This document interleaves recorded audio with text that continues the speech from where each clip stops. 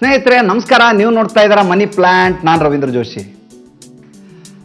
ನಾನು ಹಿಂದಿನ ಕಂತಿನಲ್ಲಿ ಹೇಳಿದ ಹಾಗೆ ಮೆಡಿಕಲ್ ಇನ್ಶೂರೆನ್ಸ್ ಅನ್ನು ಪಡಿತೀವಲ್ಲ, ಮೆಡಿಕಲ್ ಇನ್ಶೂರೆನ್ಸ್ ಪಡೆದ ಮೇಲೆ ಪ್ರತಿ ವರ್ಷ ನೀವು ಇನ್ಶೂರೆನ್ಸ್ ಅನ್ನು ಅಪ್ಡೇಟ್ ಮಾಡ್ತಾ ಹೋಗ್ತೀರ. ಮಾಡುವಾಗ ಪ್ರತಿ ವರ್ಷ ಹೊಸ ಹೊಸ ಕಂಪ್ನಿಗಳಿಗೆ ನೀವು ಹೋಗಬಾರ್ದು ಅಂತ ನನ್ನ ಮೊದಲ ಸಲಹೆ.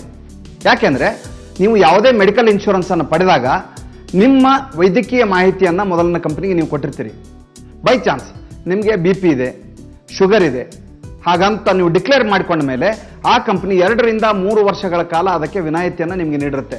ನಿಮಗೆ 2 ವರ್ಷಗಳ ಹಿಂದೆ BP ಅಥವಾ ಶುಗರ್ ಬಂದಿದ್ರೆ ಮೆಡಿಕಲ್ ಹಿಸ್ಟ್ರಿ ಪ್ರಕಾರ ಕಂಪನಿ ಹೆಚ್ಚುವರಿ ಪ್ರೀಮಿಯಂ ಅನ್ನು ಪಡೆಯುವ ಮೂಲಕ ನಿಮಗೆ ಮೆಡಿಕಲ್ ಇನ್ಶೂರೆನ್ಸ್ ಅನ್ನು ನೀಡ್ತಾ ಇರುತ್ತೆ. ನೀವು ಹೊಸ ಕಂಪನಿಗೆ ಹೋದಾಗ ಹೊಸದಾಗಿ ನೀವು ಇನ್ಶೂರೆನ್ಸ್ಗೆ ಒಳಪಡ್ತೀರಿ, ಹೊಸದಾಗಿ ವೈದ್ಯಕೀಯ ಮಾಹಿತಿಯನ್ನು ಕೊಡ್ತೀರಿ. ಜೊತೆಗೆ ನಿಮ್ಮ ಎಲ್ಲ ವೈದ್ಯಕೀಯ ಪರೀಕ್ಷೆಗಳು ಮತ್ತೊಂದು ಸಾರಿ ಪ್ರಾರಂಭವಾಗ್ತವೆ. ನೀವು ಹಳೆಯ ಕಂಪನಿಯಲ್ಲೇ ಉಳ್ಕೊಂಡಾಗ ನೀವು ಬೈ ಚಾನ್ಸ್ ಮೆಡಿಕಲ್ ಬೆನಿಫಿಟ್ ಅನ್ನು ಪಡೆಯದೇ ಹೋದರೆ ನಿಮಗೆ ಬೋನಸ್ನ ಸೌಲಭ್ಯ ಇರುತ್ತೆ.